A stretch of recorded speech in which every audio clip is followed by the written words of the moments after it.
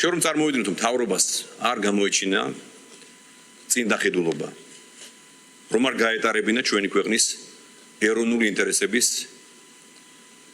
პოლიტიკა, ჩვენი ეროვნული პოლიტიკა, ასე ვთქვათ, ჩვენი მოქალაქეების სასარგებლო პოლიტიკა. და რაღაც გაუაზრებელი ემოციური გაწყვეტილება რომ მიიღო და მოგვესმინა ჩვენი ქვეყნის მტრებისთვის. აი შიდა მტრები, რომლებიც ითხოვდნენ ჩვენი ქვეყნის ჩართვას პირდაპირ ომში. ვინმეს ილუზია აქვს, რომ დღეს აქ რაიმე ეკონომიკური ზრდა და ინვესტიციები კი არა, აქ ქვეყანაში არაფერი აღარ იქნებოდა. აი ეს ყველაფერი თუ ვინმეს წარმოუდგენია, რა იქნებოდა იმ შემთხვევაში, თუ ეხა ჩვენ მივერ დაუწესებდით ჩვენს ეკონომიკურ სანქციებს, ანუ უნდა შეგვეწყვიტა რეალიზ რაც ნიშნავდა, რომ ეს უნდა შეგვეწყვიტა ვაჭრობა, ეკონომიკური ურთიერთობები რუსეთთან. მილიონი ჩვენი თანამოქალაქე ცხოვრობს რუსეთში. ვინმე საერთოდ ახსენდება ეს ადამიანი როგორ შრომობენ, როგორ მოღვაწეობენ რუსეთში. მათ რა ბედი ელით აღარ ვსაუბრობ იმაზე, რომ 4 მილიონი ადამიანი, რომელიც ჩვენი მოქალაქე, რომელიც დღეს ქვეყანაში ცხოვრობს. იმათ რა ბედი ელით, ასე ვთქვათ, რა მოხდებოდა მათ წინააღმდეგ. ევროკავშირი რუსეთს ყოველ დღე უხდის $1 მილიარდ. $1 მილიარდ. ომის დაწყებიდან დღემდე რუსეთში შევიდა $90 მილიარდი. აი ვაჭრობის შედეგად, რომელიც რუსეთს დღემდე აქვს ევროპასთან, მეგობრებო. და ჩვენ რა ხდება? ჩვენ არ გვაქვს ჩვენი ეროვნული ინტერესები. თუ ჩვენთან არ ცხოვრობენ ადამიანები. თუ ქართულმა ხალხმა უნდა ისე მოითმინოს, დაიჩაგროს, ომში ჩაებას, დავკარგოთ ტერიტორიები, დავკარგოთ ჩვენი სახელმწიფოებრიობა.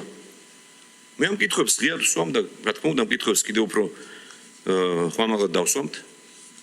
რა თქმა უნდა ველოდებით ჩვენ სამართლიან გადაწყვეტილებას. სწორედ აი ამ ადმინისტრაციის, მაშინდელი ამ ადმინისტრაციის, ზუსტად აი ამ პრემიერ-მინისტრის, ირაკლი ღარიბაშვილის, სწორედ იმ პერიოდში, რაც მაშინ ხდებოდა, გაგანია ომი რო ქონდა რუსეთ-უკრაინას და რო დაიწყო ეს ყველაფერი, ყველაზე დიდი თუ რამე მოსალოდნელი იყო, ჩვენ რომ რამე მოხსლოდა.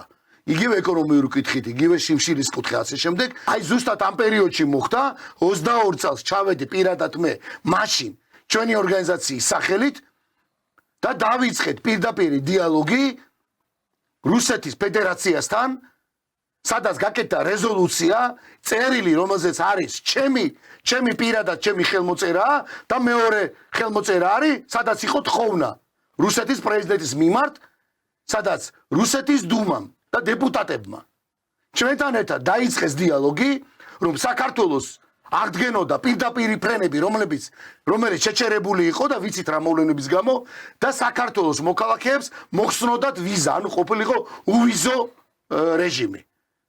სწორედ ამ პერიოდის მერე ზუსტად 6 თვეში რუსეთის პრეზიდენტმა ხელი მოაწერა აი ამ დაძაბულ ვითარებაში, როცა ის ხდება მთელ მსოფლიოში და განსაკუთრებით რუსეთ-უკრაინას შორის, პრეზიდენტმა მოაწერა ხელი და საქართველოს ეს უდიდესი ნაბიჯი ეკონომიური, ჰუმანური აქტზე წამოვიდა.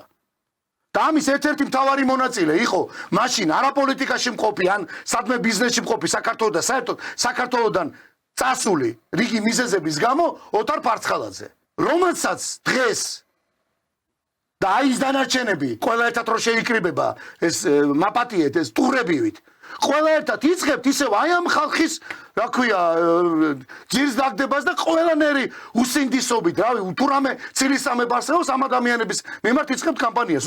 აღარაფერს ვამბობთ, ეგრე თქვა ეს კაცი, რომის განცხადებას ეხა ნახეთ, ციხეში ზის, სხვა დანარჩენებიც კიდე რამის ნახევარი ადმინისტრაცია, მაშინდელი, ვინც ეს ყველაფერი შეინარჩუნა და ამას ეხლა თქვენ გამოხვედით და იწყებთ ისევ ამ კამპანიას რუსეთის მიმართ. ეს არ მოუტანს კარგს ჩვენ ქვეყანას. თუ ვინმეს კი არ ეშინია.